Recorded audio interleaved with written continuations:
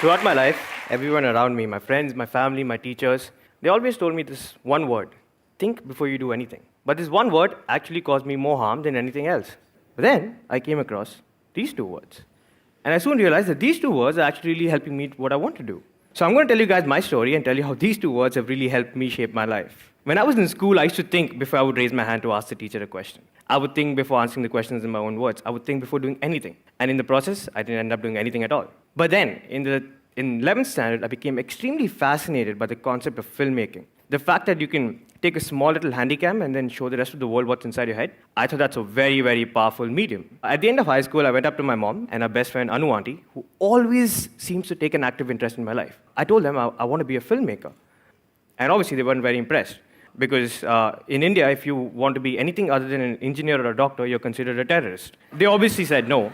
But the sad thing was, they made me do this. Maybe I won't be a successful filmmaker. Maybe I won't make enough money. Maybe I won't make it. Now, this one word got me into a lot of trouble because it got me into this. Now, not that I have anything against engineering, but I hated it. Every minute, every second of it. But something happened in engineering. Up until then, I was an above-average student. I'd never failed. But for the first time in my life, I failed. And that one moment of failure actually turned out to be a very strong moment of success for me. Because from then on, I didn't have to prove anything to anyone anymore, except myself. So I decided to do this.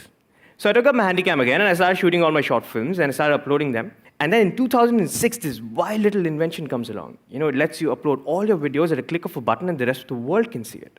Imagine at that moment. So I started uploading all my films in, and I started making even more films. Soon people started noticing it, and they started giving me professional work. So with the help of YouTube.com, in the first year of college, I set up my first company, Last Minute Films, because in engineering, everything is done at the last minute. And I soon realized that in the real world, everything is done at the last minute too. A year later, this rock band called Pentagram, they asked me to direct a music video for them, and they said it's only going to be for YouTube. So I made a music video, and it ended up getting 100,000 views, and this production company